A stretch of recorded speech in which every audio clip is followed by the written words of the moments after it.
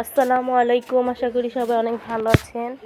তো এদিক দিয়ে সকাল সকাল হচ্ছে 11টার দিকে রান্না করতে চলে আসলাম রান্নাঘরে মাটির চুলায়।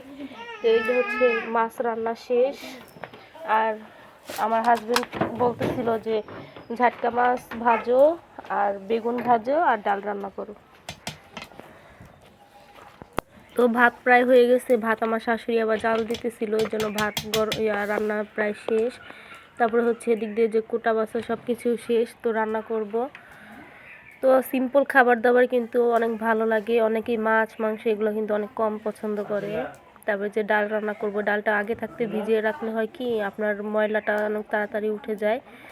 আর ভাত রান্না শেষ, ভাত গড়া দিয়েছি। তারপরে আপনাদের দেশে কে কী বলে জানি না, কিন্তু আমাদের ফরিদপুরের ভাষায় গড়াই বলে।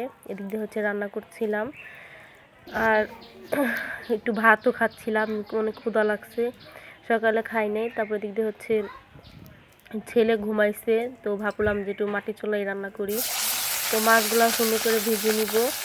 আর এই মাছ কে কে পছন্দ করেন অবশ্যই কিন্তু জানাবেন। আমার হাজবেন্ড অনেক সিম্পল খাবার দাবারই অনেক পছন্দ করে, আমার মেয়ে তো ঝাল কোনো জিনিসই খেতে পারে না। তো এই যে হচ্ছে মাছগুলো অনেক মচমচা করে ভাজা হয়ে গেছে। তারপরে উঠাই নিব মাছগুলা।